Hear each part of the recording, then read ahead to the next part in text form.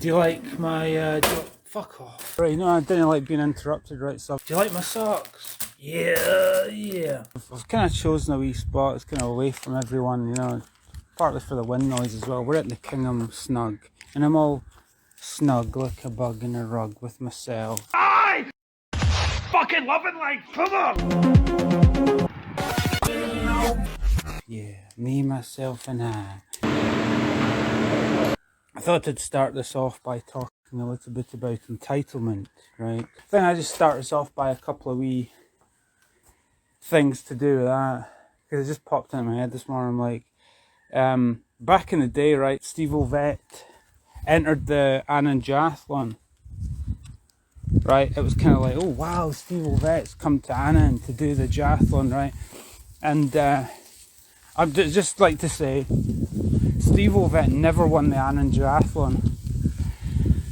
Duathlon, for anybody that doesn't know, I'm like how I just create my little fantasy and just pretend that I've got viewers. It's fucking brilliant. Yeah.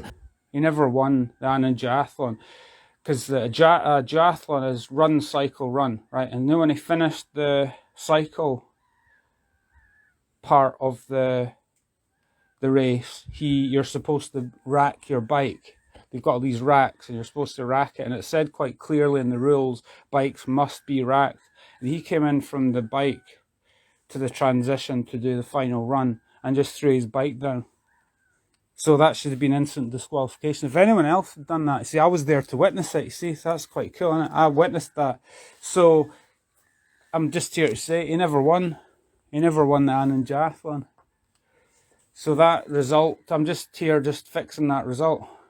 Because I mean, I was disqualified one year for forgetting to wear the helmet, and Terry's brother, Daz, who was organising it, instantly disqualified me, and I was like, oh come on, I just forgot to do it, and I thought it was a bit harsh. So one rule for the elites and one for the, you know, which is not the way sport's supposed to be, is it? It's supposed to be free of corruption, isn't it? It's supposed to be, you know, a leveler. It's supposed to be a level playing field, isn't it? One time I saw Seb Coe at Carlisle getting onto the Virgin train. That's interesting, isn't it? The other time was like after the marathon, right? After the London Marathon. Did it a couple of years, right? Did the 25th anniversary of it. That was fucking amazing. Got great stories about that. But anyway, did the London Marathon. And after I finished it, I ended up in this little cafe, just a little small cafe nearby after walking home with, what's her name, you know? And we're in there. And there was a guy that could barely kind of stand, right? And he came in there trying to get refreshments or whatever after the marathon. And his girlfriend or wife or whatever said, she was like, oh, can you get asked a couple who were sitting there already if they would give up their seat because he's just done the marathon. How entitled is that? I don't mind being part of the group here or there, but I didn't want to be too identified with it. Some folk are too associated with the group. A lot of folk down the club are like that, very associated with the group, and I don't like that, you know. And the danger is you can become a bit aloof and everything, but that's not a bad thing, is it? Because it keeps that air of mystery and mystique, which is good for your competitors, isn't it? And you want to kick ass, and if you get too close to them, Stephen Hendry was like that. He was really aloof, kept his distance, right? And that worked in his favour because folk were kind of intimidated by him. They had this aura, you know. And I've tried to emulate that, you know, emulate the greats, kind of the cycling. So my best stuff's yet to come, and that's what I was going to talk about in this. Is how good I feel, how fucking resilient am I, how brilliant is that? I had a 3 week stomach bug, really pulled me down, couldn't train properly, really affected me, right? And 3 weeks of that, and then came back, did the club thing, only got fourth, but personal best despite normally a 3 week stomach bug would really pull you back some, and yeah, I just bounced back like a pro because I'm so resilient. LOL at all, yeah. Keep your penny thoughts I'm making are meant because I can't be zen and I can't be the storm. Smell like a rose and I pierce like a thorn. Karate chop it. Obviously, I'm not going to do it with a full delivery. I did that once in the car once with like full delivery. That's what you need as a performer of any type, right? You need that space to practice. where you can totally let go. I'm not going to do that here, obviously, make a fucking tit of myself. But that's a funny thing. I have actually done that sometimes up the high street, kind of just because I felt the need. It was like a spark, perfect storm, and I did some kind of wee ad lib things here and there. No different to playing the drums, no different to this or that, and some of the other stuff I've done. Or just go crazy and kind of let rip, and some folk were getting into it. So it's nice to have spread the fucking joy, Kenzie. You got the fucking life force. You want to fucking spread that shit, you know what I mean? So that's what I've done. But in terms of now, I've so, as I say, bounced back so amazingly, because it's really quite incredible. 3 weeks stomach bug, 4th place, personal best, and 2 days later, I go out and fire up that other climb, get 4th place on it. You might say, well, he didn't get first, but that's an all-time best. So we're just kind of warming ourselves. You want to peak, have I peaked too early kind of thing, You want to peak for the right time. This hill climb season's just starting.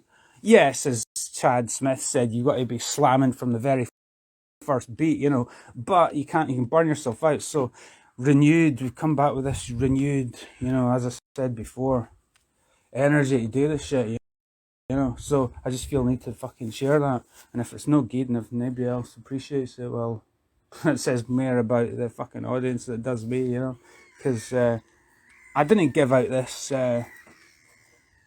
stuff for free. It's kind of like valuable. I think it's valuable. The whole kind of motivation thing. So like I say, I do feel pretty good. This is like my diary entry. It's brilliant.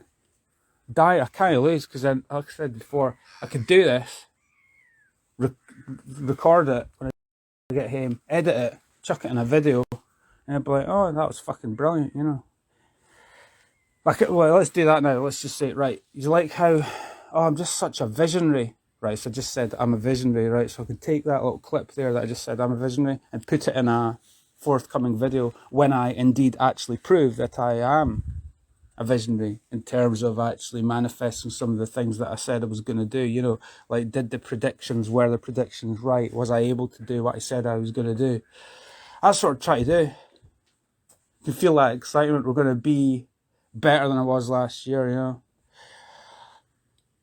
So just felt the need to share that to myself. Like, what's his name back in the day? He was like, are you talking to yourself again? And yeah, it's kind of funny in a way, but I kind of go, yeah, I'm talking to myself. Isn't that fucking brilliant?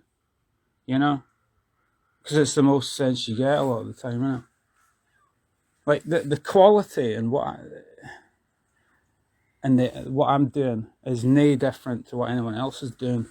So I think I'll just celebrate that at the moment. It's great. Like my wee journal entry, so I can take this wee journal entry and plonk it into a video here or there. And,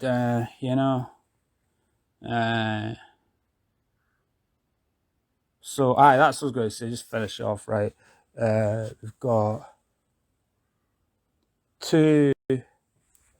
I said this morning when I made another video, I said, I'm going to kick arse in the Langham Loop. So that's another cool little snippet that I can pluck out and go, pluck it in. If the quality's there, then I can put that in a video and I go, oh look, I said I was going to kick arse and I did. That's quite cool. So the plan is, like I kicked arse or put a big effort in yesterday. As I say, 2 days after the Hill Climb Championship, 2 days after it, I went out and fired it up that hill. With tired legs, I still got on the leaderboard on the top 10, 4th place. So the fact that I've done that is pretty brilliant. But now, for these 2 days, you can really, that's what the thing is, when you fire, you put so much effort in like that. It's more than like loads of big efforts, right? Then these 2 days here, well, you feel in the legs, you just feel tired, but yet they feel like they've got this energy about them, like they want to do the business. So you just got to relax and chill out. This is what I'm doing now. As Graham O'Brien says, right, what you've got to do is you've got to, most of the time, relax, enjoy riding your bicycle, take it easy, tick the legs over, active rest, engage in active rest. Active rest is really important because you're getting the blood moving. It's like kind of like a massage. It's a poor man's massage, you know. Gets the blood going around the muscles to help the muscles recover faster. So that's what I'm doing today, and I've discovered that before. It really does help. So 2 days of active rest, which I'm going to do today and tomorrow, is going to really help the legs. And then that's what I'm going to do. And because I'm sort of living the dream, choosing the hours I work, because I work sort of self-employed, I can choose the hours that I work. I'm going to take Monday off and do the Langham Loop. So 2 days after the Hill Climb Championship there, big effort there, and big efforts there yesterday. Monday, if I play my cards right and just rest up and relax the next 2 days, put the new chainring, the big chainring on the bike and fire it around the Langham Loop, I will, hopefully the legs will be ripe for the picking, so to speak, you know. I will fly, and then if it goes really well, I'll be like, oh, right then, let's make a video, you know. 1,000 ideas and only one that works. That's what I'm waiting for. I'm waiting for the next fucking amazing video that's going to be fucking brilliant. Because it's not like I haven't put effort into this shit, is it? Right, ta.